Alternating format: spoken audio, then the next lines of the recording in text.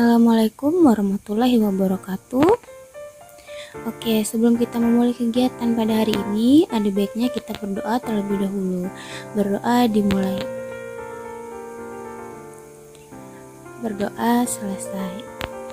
Oke, bagaimana kabarnya hari ini? Semoga kalian semua dalam keadaan sehat walafiat dan jangan lupa untuk mematuhi protokol kesehatan dimanapun kalian berada. Oke, sebelum itu anak-anak ibu sekalian silahkan untuk mengisi absen pada link yang udah ibu bagikan sebelumnya ya. Jika sudah, apakah anak-anak semua sudah siap untuk mengikuti bimbingan klasikal pada hari ini? Baik, sebelum kita melanjutkan kegiatan ini, Ibu akan mengajak kalian untuk bermain terlebih dahulu agar kalian bisa rileks dan fokus saat mengikuti kegiatan nanti.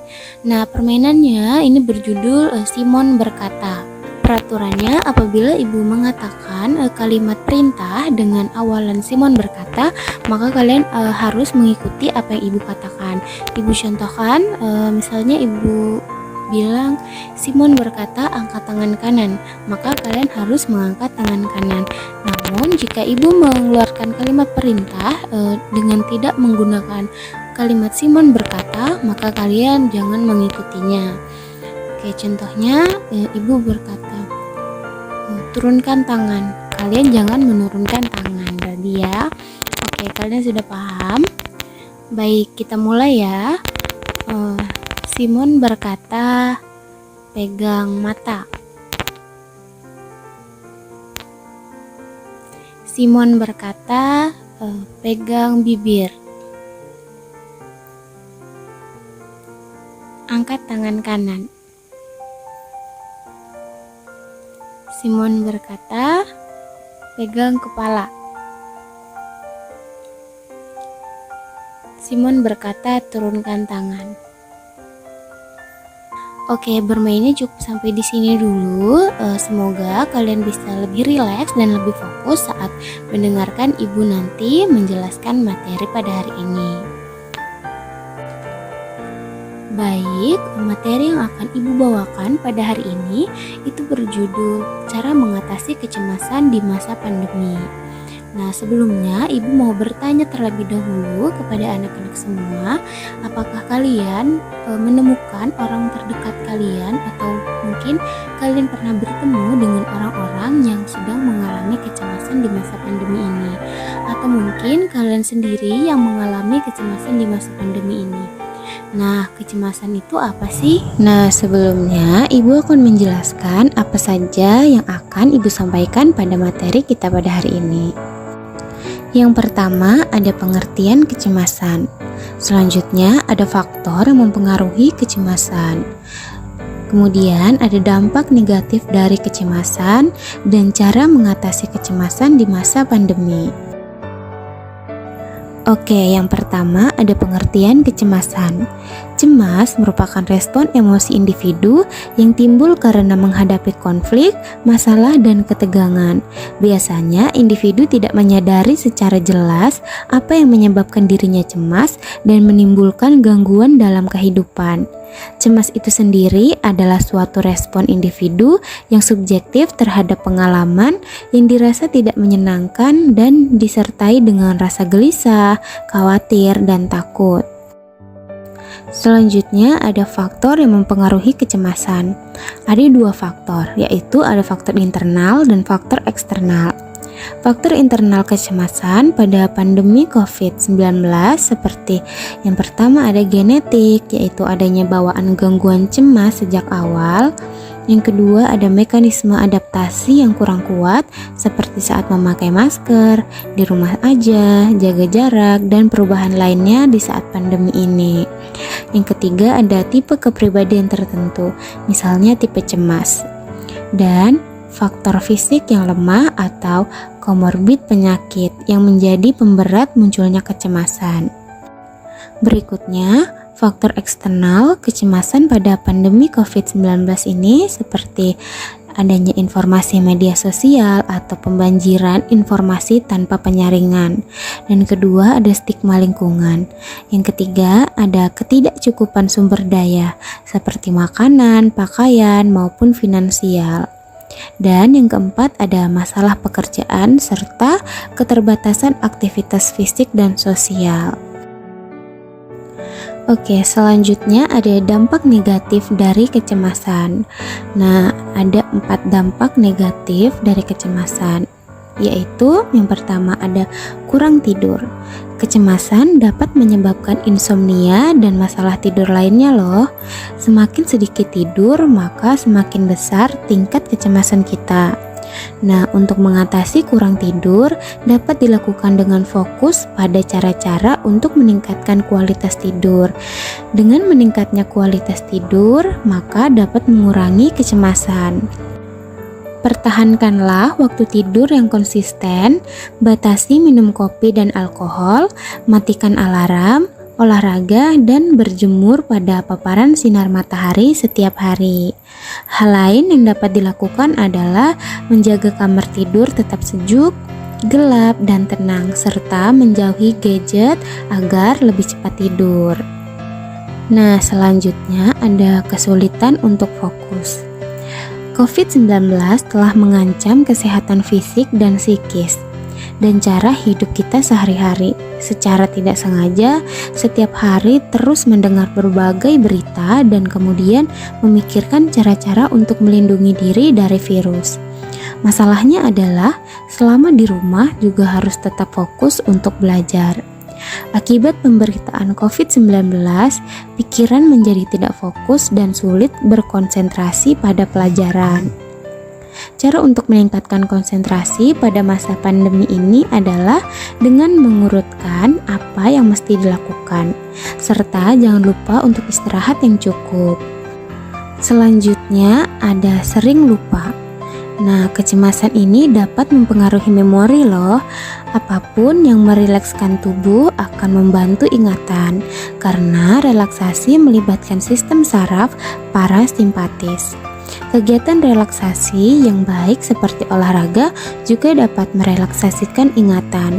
Melakukan permainan yang mengasah kemampuan untuk fokus seperti teka-teki silang, sudoku, dan membuat kerajinan tangan, maupun bermain video games atau bermain alat musik juga dapat membantu kita untuk mengurangi lupa. Selanjutnya yang terakhir ada meningkatnya iritabilitas dan mudah marah. Nah, kecemasan ini dapat merubah emosi kita seperti mudah marah. Nah, kecemasan yang dialami setiap orang ini berbeda-beda. Tentu saja hal ini berkontribusi terhadap iritabilitas dan kemarahan. Oke, penjelasan selanjutnya yaitu cara mengatasi kecemasan di masa pandemi. Oke, yang pertama kita bisa menjaga kecemasan secara umum, seperti mendapatkan dan kelola informasi. Cari informasi dan dengarkan saran dan rekomendasi dari otoritas nasional dan lokal. Ikuti saluran berita terpercaya seperti TV dan radio lokal maupun nasional. Batasi atau kelola kapan kita harus memperbarui informasi terkait COVID-19. Cobalah untuk mengurangi seberapa sering kita menonton, membaca, atau mendengarkan berita yang membuat kita merasa cemas atau tertekan. Cari informasi terbaru pada waktu tertentu dalam sehari, sekali atau 2 kali sehari jika perlu. Selain itu, perlu untuk selalu berhati-hati dengan pesan atau berita yang tidak jelas sumbernya dan selalu lakukan verifikasi berita atau pesan yang kita dapatkan melalui saluran yang terpercaya, misalnya di website Kementerian Kesehatan atau WHO, sebelum mempercayai dan menyebarkan kepada orang lain lagi. Selanjutnya, buatlah rutinitas. Ikuti rutinitas harian sejauh mungkin atau buat rutinitas baru, misalnya bangun dan tidur pada waktu yang sama setiap hari. Jaga kebersihan pribadi, makan makanan sehat pada waktu-waktu yang teratur, berolahraga secara teratur, Alokasikan waktu untuk bekerja dan waktu istirahat, serta luangkan waktu untuk melakukan hal-hal yang kita sukai. Selanjutnya ada jalin kontak sosial. Tetap jalin kontak sosial secara teratur dengan orang-orang terdekat kita. Selanjutnya, kelola aktivitas kita dalam menggunakan gadget dan sosial media. Sadarilah berapa banyak sih waktu yang kita habiskan di depan layar setiap hari. Pastikan kita selalu beristirahat secara teratur dari aktivitas di layar.